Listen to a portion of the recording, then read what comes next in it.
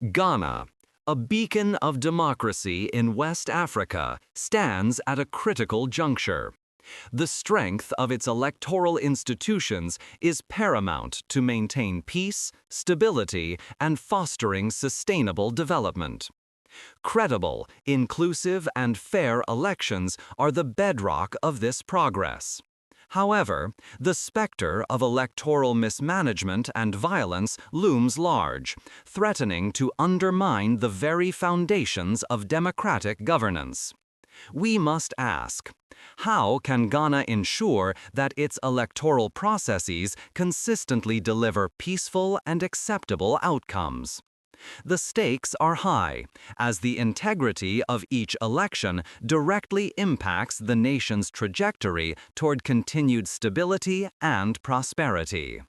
Formal institutional theories, while valuable, often fall short in fully explaining conflict management within Ghana's electoral processes. Historical institutionalism, or HI, emphasizes how past choices shape present institutions. Rational choice institutionalism, or RCI, focuses on how individuals make strategic decisions within institutional constraints. However, both can neglect crucial aspects of African conflict resolution. For example, HI might highlight the legacy of British colonial institutions, but overlook pre-colonial methods of dispute resolution. RCI might analyze the incentives of political actors, but fail to account for cultural norms that prioritize consensus over competition. These theories often operate on assumptions of Western-style legal systems and individualistic behavior, potentially missing the nuances of Ghanaian society. This is where traditional African methods, emphasizing mediation and community involvement, offer a more complete picture.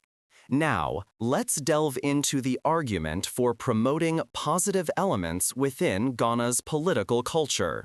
This involves recognizing and actively fostering values like tolerance, consensus building, and the crucial need for peaceful coexistence.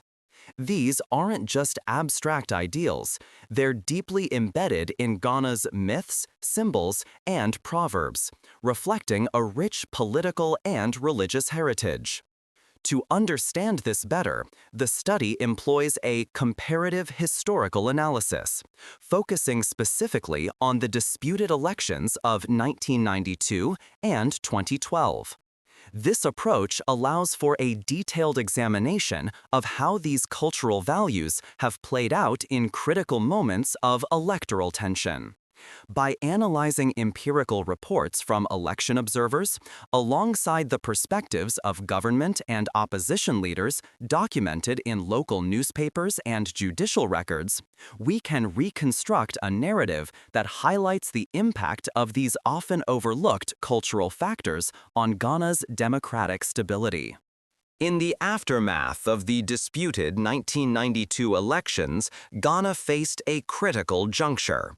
The formal judicial system, often the first recourse in electoral disputes, was perceived as potentially compromised or ineffective.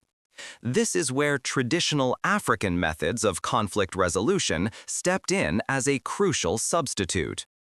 One prominent method involved the Council of Elders, respected figures within communities who acted as mediators. Their approach emphasized dialogue, reconciliation, and finding common ground, rather than strict legal interpretations.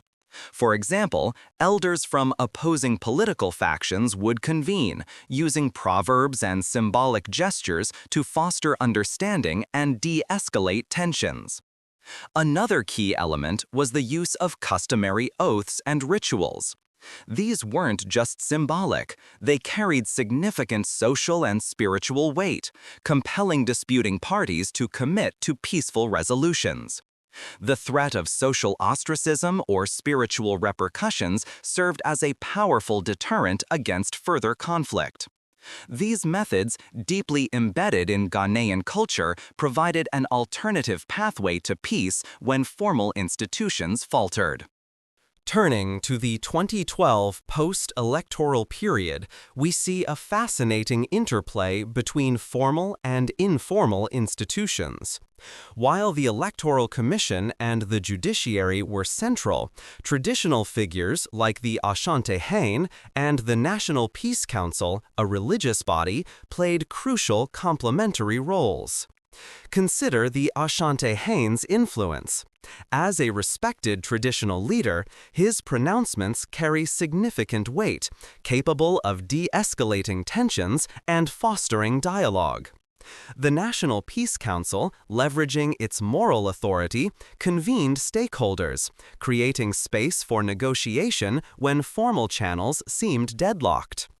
These actors infused traditional methods of conflict resolution, emphasizing consensus building and peaceful coexistence. This is particularly important when trust in formal institutions is low. Their involvement highlights the importance of hybrid approaches, blending modern governance structures with deeply rooted cultural practices to ensure stability. In 2012, Ghana faced another tense post-election period. Traditional leaders, like the Ashanti-Haine, stepped in, leveraging their cultural authority to mediate between political factions. This wasn't about replacing the Electoral Commission or the judiciary, but complementing them. The National Peace Council, comprising religious figures, also played a crucial role. They infused traditional consensus-building methods into the formal dispute resolution processes. Think of it as adding a layer of cultural understanding and trust to the legal framework. For example, the NPC facilitated dialogues using proverbs and symbols familiar to all parties, fostering a sense of shared identity and the need for peaceful coexistence. This approach helped de-escalate tensions and encouraged acceptance of the judicial outcome, even among those who initially disputed the results. Ghana's 1992 and 2012 electoral disputes highlight the critical role of cultural values in peaceful resolution. Tolerance, expressed as a willingness to accept differing political views, was paramount. Consensus building, rooted in traditional practices of dialogue and negotiation, facilitated compromise among political actors. The deep-seated need for peaceful coexistence, reflecting Ghana's rich political and religious traditions, acted as a powerful deterrent against escalating violence.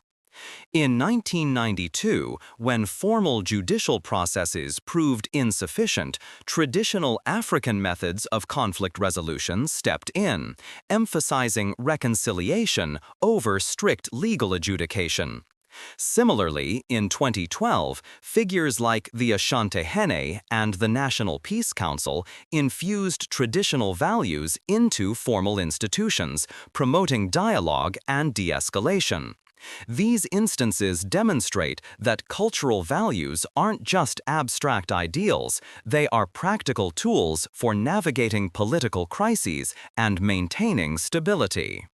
The key takeaway here is the vital role of education. We need to actively cultivate democratic values. This isn't just about formal schooling. Informal channels are equally important. Think community workshops, religious institutions, and even traditional storytelling. These platforms can instill tolerance, emphasize consensus building, and promote moderation, cornerstones of a peaceful society.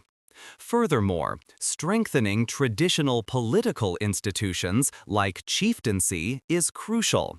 These entities often possess deep-rooted legitimacy and can act as powerful advocates for peace and stability, not just in Ghana but across Africa.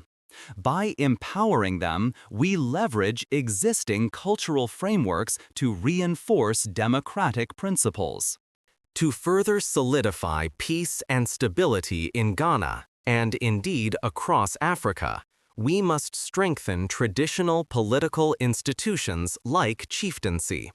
These institutions, deeply embedded in the social fabric, possess unique conflict resolution mechanisms often overlooked by formal systems.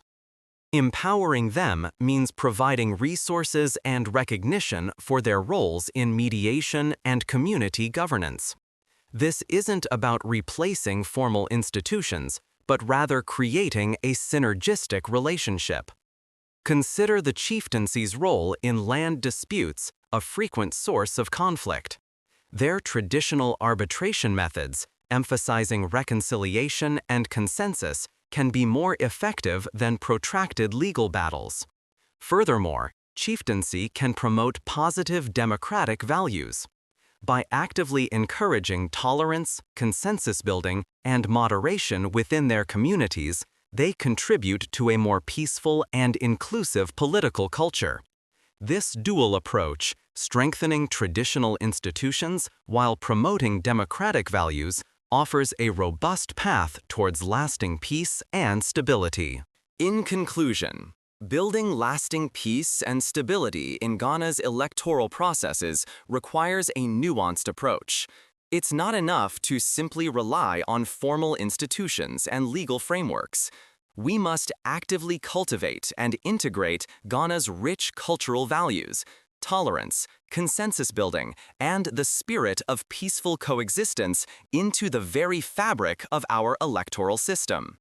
Strengthening traditional political institutions like chieftaincy and empowering them to play a more active role in promoting peace is crucial. These institutions, deeply respected within communities, can serve as vital bridges, fostering dialogue and understanding across political divides. Furthermore, our educational institutions, both formal and informal, must prioritize the teaching and promotion of these positive democratic values. By nurturing a culture of tolerance and consensus, we can create a more resilient and peaceful society, capable of navigating the challenges of electoral competition and solidifying Ghana's democratic future. The fusion of formal and traditional mechanisms offers the most promising path forward.